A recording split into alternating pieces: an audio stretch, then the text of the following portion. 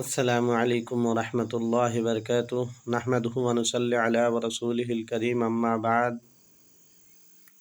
আমার ভাইয়েরা, আশা করছি আপনারা নিশ্চয় ভালো আছেন। আল্লাহ পাক রব্বুল আলামিন আপনারা ভালো রাখছেন আর আমারও আপনারা দোয়ায় আল্লাহ ভালো রাখছেন, আলহামদুলিল্লাহ।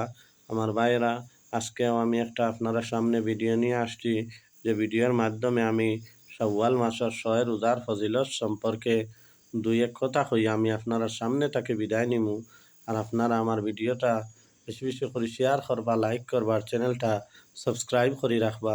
আমার ভাই হল হুজুর সাল্লাল্লাহু আলাইহি ওয়াসাল্লামর ফরমান ইয়া থাকলো, মান সামা রমজানা সুম্মা আতবাহু সিত্তাম মিন শাওয়ালা কানা কা সিয়ামি দাহরি আও কামা ক্বালা আলাইহি সালাতু ওয়াসসালাম।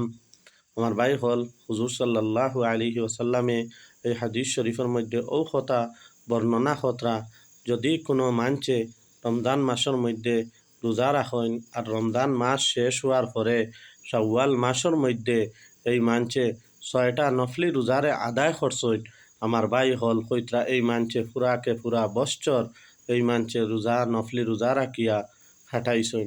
আমার ভাই হল শাওয়াল মাস চলের বর্তমানেও, আর আমরা সবেও এই নফলি ৬টা রোজা রাখবার বেশি বেশি করে কোশিশ চেষ্টা করতাম। আর আল্লাহর কাছে কইতাম, আল্লাহ আমরারেও এই নফলি রোজা রাখবার বেশ করে তৌফিক সবরে দান করো। আমার ভাই হল এই রোজা রাখাত অনেক ফজিলত, অনেক ফজিলত।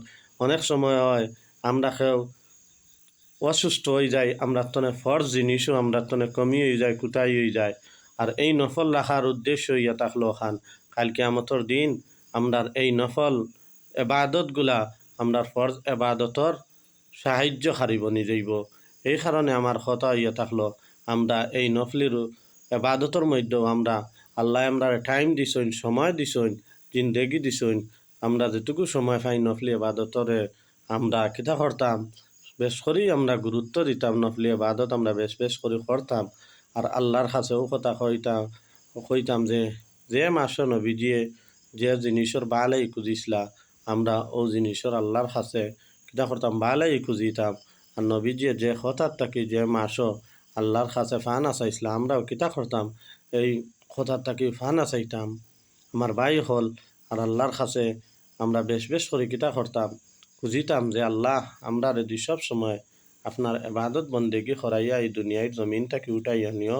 আর যে হিসাবে আমরা চললে আপনি রাজি খুশিও মৌলা আপনি আমরা ও হিসাবে ও রাস্তার মধ্যে সব সময় চালাইয়া রাখিও। আমার হওয়ার উদ্দেশ্য ইয়া থাকলো, আমরা দুদিন এই নফল রোজারে আদায় করি, কাল কিয়ামতের দিন আমরা ফরজ যদি কোনো কমি বেশি হয় তাহলে এই নফলের জরিয়ে আমরা ছুটতে পারবো। আর সবে ওটা আশা রাখতাম যেন আমরা সব নবীজির পিছনে হইয়া গিয়ে জন্নতের মধ্যে প্রবেশ করতাম। আমার ভাই হল আমি অন্য ভিডিওটা শেষ করলাম, যেন আপনারা বেশি বেশি করে আমার সাপোর্ট করবো।